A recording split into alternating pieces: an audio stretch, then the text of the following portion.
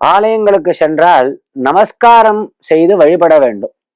அதாவது சாஷ்டாங்கமாக ஆண்கள் நமஸ்கரிக்க வேண்டும், பெண்கள் பஞ்சாங்க நமஸ்காரம் அப்படின்னு அவர்கள் பெண்கள் நமஸ்காரம் செய்யும் விதத்தில் நமஸ்காரம் செய்து வழிபட வேண்டும். கோவில்களுக்கு சென்ற உடனேயே நமஸ்காரம் செய்ய வேண்டும். கோவில்களிலிருந்து வெளியில் வரும் முன்பும் நமஸ்கரிக்க வேண்டும். அதாவது சுவாமியை பார்க்கறதுக்கு முன்னாடியே நமஸ்காரம் பண்ணணும், சுவாமியை பார்த்துட்டு வந்ததுக்கு அப்புறமும் நமஸ்காரம் பண்ணணும். எங்க நமஸ்காரம் பண்ணணும் அப்படின்னா எல்லா இடத்துலயும் நமஸ்காரம் பண்ணக்கூடாது. கொடிமரத்துக்கு கீழே தான் நமஸ்காரம் பண்ணணும். கோவில்ல பெரிய கோவில்கள்லாம் கொடிமரம் இருக்கும், அந்த கொடிமரத்துக்கு கீழே தான் நமஸ்காரம் பண்ணணும். மற்ற எல்லா இடத்துலயும் போய் எல்லா தெய்வ சந்நிதிக்கும் கால் நீட்டின்னு நமஸ்காரம் பண்ணக்கூடாது. ஆகம சாஸ்திரம்னு இருக்கு, அந்த சாஸ்திரத்துல என்ன சொல்லியிருக்கோ அதை தான் நாம் கடைபிடிக்கணும்.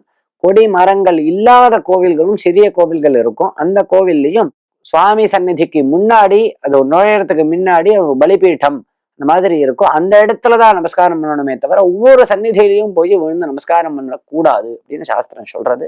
அதே மாதிரி கோவில்கள்ல சுவாமிக்கு தான் நமஸ்காரம் பண்ணலாமே தவிர அங்க மற்ற மனிதர்களுக்கு நமஸ்காரம் பண்ணக்கூடாது. நம்மை விட வயதான பெரியவர் ஒருவர் வரார், அவருக்கு நாம் நமஸ்காரம் பண்ணணும்னு கோவிலுக்குள்ள அவருக்கு நமஸ்காரம் பண்ணக்கூடாது. அவரும் நமஸ்காரத்தை ஏற்றுக்கொள்ளக்கூடாது.